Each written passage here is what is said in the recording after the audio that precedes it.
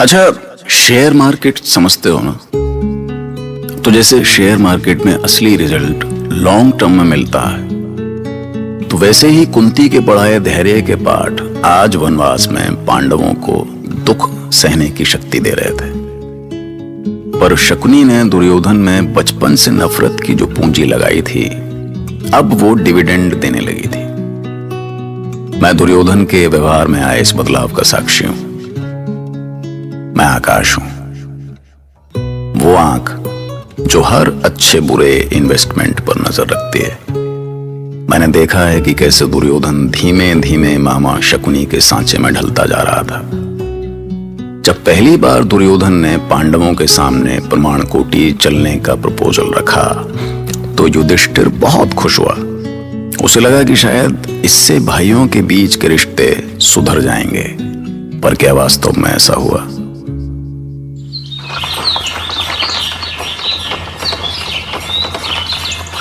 अरे बजाओ, जोर से बजाओ और जोर से। भ्राता युधिष्ठिर, आज हम सारे भाई मिलके गंगा में जी भर के आनंद करेंगे, दिन भर जल क्रीड़ा करेंगे।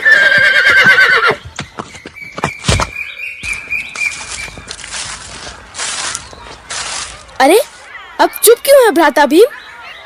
आपके लिए वहाँ भोजन का उत्तम प्रबंध है। पर मुझे तो अभी भूख लगी है। अरे कोई है? भ्राता भीम के लिए मिष्ठान प्रस्तुत किए जाए। ये लीजिए कुमार, खोए के लड्डू, ये मोतीचूर के, और ये थाली मेवों के लड्डुओं की। अरे वाह, इतने सारे लड्डू, आत्मा प्रसन्न होगी आज तो।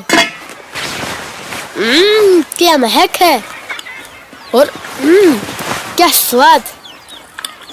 अरे ये क्या, तुम सब केवल देखते रहोगे? तुम सब भी तो खाओ। नहीं नहीं, ये केवल आपके लिए है भ्राता भीम। अच्छा, आज सवेरे किसका मुख देखा था, आनंद ही आ गया। ये मलाई के लड्डू मेरे हाथ से खाओ, ये हमारी मित्रता के नाम पर। आनंद आ गया भाई। चलो भैया भीम, कुछ प्रतियोगिता हो जाए, देखते हैं कौन उस पार पहले पहुंचता है। मुझे थकान हो रही है दुर्योधन, तुम सब खेलने जाओ, मैं थोड़ी देर सो लेता हूँ। कोई बात नहीं भैया, आराम से एक नींद मार लीजिए। युधिष्ठिर भ्राता तो कब से रथ दौड़ा रहे, हम भी चले भाइयों।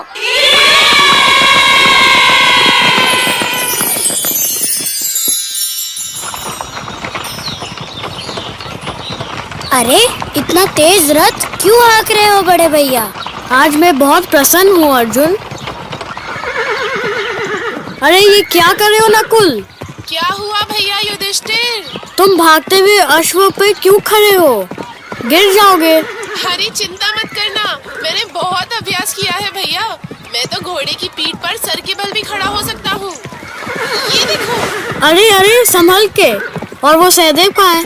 वो खड़क चला रहा है, वो देखिए उधर। और भीम? भीम भीम मुझे इतनी थकान की हो रही है, नींद भी आ रही है। ये हो क्या रहा है मुझे? अब आराम से सो जाएं कुमार भीम। हाँ ठीक है, जाओ सोने दो मुझे।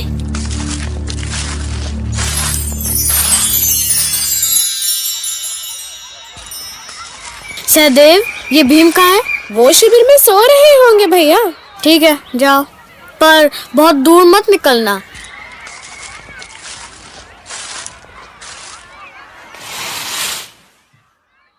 भीम भीम उठो भीम, सब खेल रहे हैं और तुम यहाँ सो रहे हो। उठो जल्दी, चलो भोजन कर लो। मैं भोजन नहीं करूँगा भैया, मैं सो रहा हूँ। अरे क्या हो गया तुम्हें? तुम ठीक तो हो? मुझे सोने दो ना, कुछ नहीं हुआ मुझे।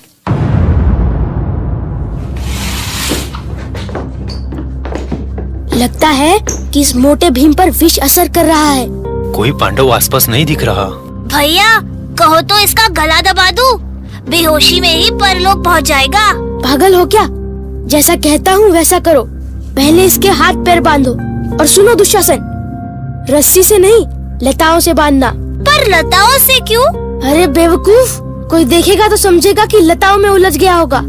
चलो जल्दी बांधो। सुनो दूसरा, तुम बाहर देखो, कोई आए तो संकेत करना, ठीक है? बंद गया। भैया कहीं ये मर तो नहीं गया ना? अरे नहीं पागल, अभी होश में आ गया तो हम सबके होश ठिकाने लगा देगा। चलो उठाओ इसको। हाँ चारों मिलके। कितना भारी है ये। चलो।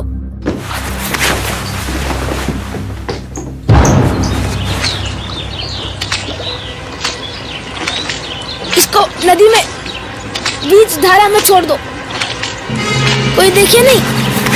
अरे अरे संभालो, गिरना मत। अरे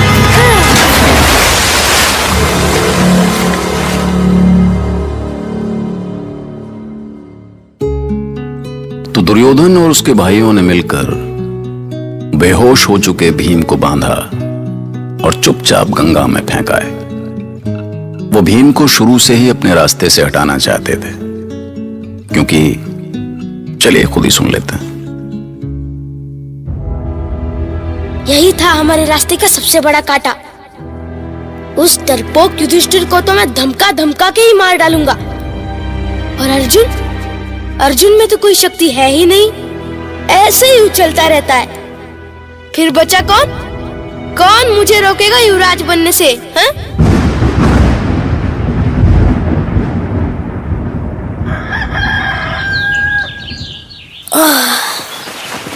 अरे सुबह हो गई।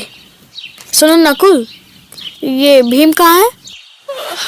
रात में ही देखा था भैया, सो रहे थे, जल्दी नींद खुल गई होगी तो घूमने के लिए निकल गए होंगे। हाँ बड़े भैया, लगता है वो गंगा के तट की ओर गए होंगे। गंगा में डुबकी लगाना उन्हें बहुत प्रिय है ना? पर इस समय तो और कहाँ जाएंगे? चलो चल के देखते हैं। हाँ चलो चलो। हाँ चलो।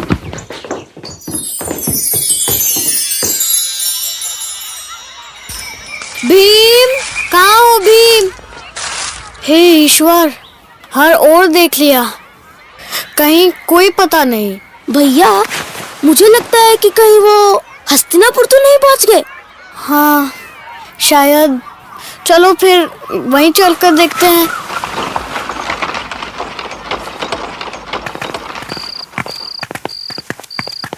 प्रणाम तात, आपने भीमसेन को देखा? भीम को? पर वो तो तुम सबके साथ था ना युधिष्ठिर? हाँ तात, पर कल रात्रि से उसका कोई पता नहीं है। यहाँ होगा तो देवी कुंती को अवश्य सूचना होगी। पर तुम सब साथ गए थे ना, फिर कहाँ गया मेरा भीम? हमने हर जगह छान मारी माँ, उनका कहीं पता नहीं चला। कहाँ गया होगा वो? कैसे भाई हो तुम सब उसका ध्यान भी नहीं रख सके। मुझे तो दुर्योधन के व्यवहार पर संदेह है भाभीश्री। अवश्य ही मेरे भीम के साथ कोई षड्यंत्र हुआ है।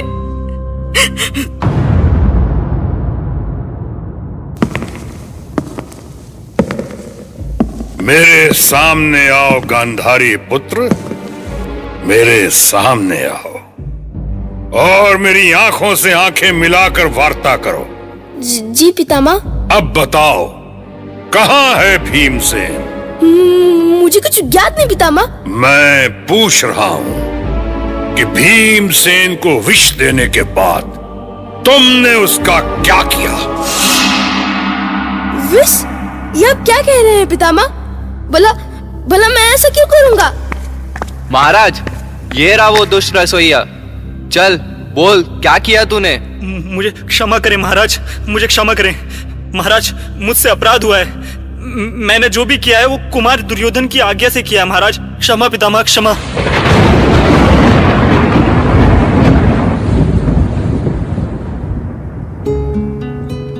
तो भैया भीम का क्या हुआ ये किसी को पता नहीं चला, पर हाँ ये सबको पता चल गया कि इस सब के पीछे दुर्योधन था।